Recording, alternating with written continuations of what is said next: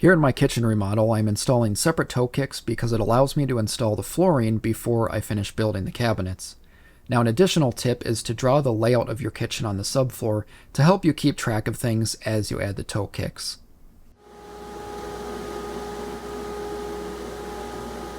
I'm ripping 4-inch strips from 3/4-inch plywood, which will be the height of my toe kicks, and you can go with whatever you want, but 4 inches will give me a little bit of extra space by the time I add my vinyl plank flooring.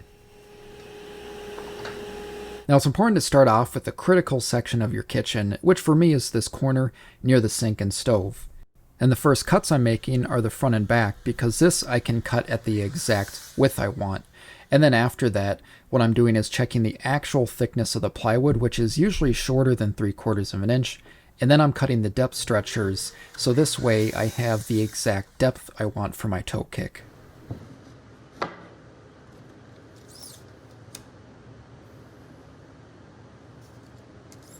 For assembly, I like to use a combination of brad nails and screws. The brad nails hold items in place initially, and then the screws strengthen it up. But there's nothing stopping you from only using screws if you want. Next, I'm adding additional stretchers, but these are flipped to the side, and this way it actually helps square up the entire toe kick, and it also gives you a bigger surface area to screw the cabinets down to.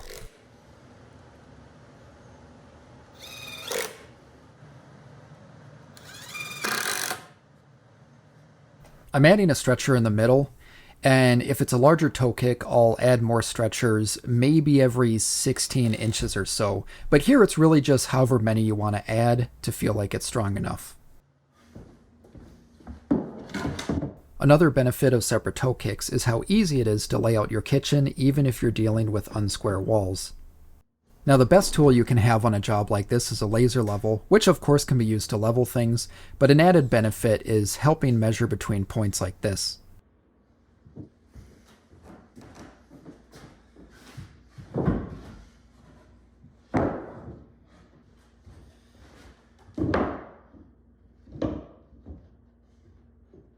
Before leveling anything, I'm going to take all of my individual toe kick bases and connect all of these together.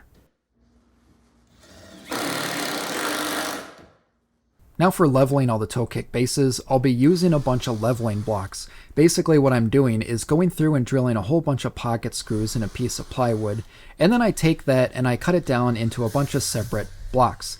Now each one of these blocks are going to be glued and pinned to the sides of all of the toe kick bases. Before attaching the blocks, I'm going to use my laser level to determine the highest point in all of my toe kick bases. And then I'm going to set the laser higher, about a foot higher. This is somewhat arbitrary, but what I'm doing is creating an alignment stick using a scrap piece of plywood. I'm just drawing a line where this laser crosses, and I'll use this throughout the process to figure out how much I have to shim up each part of the toe kick base.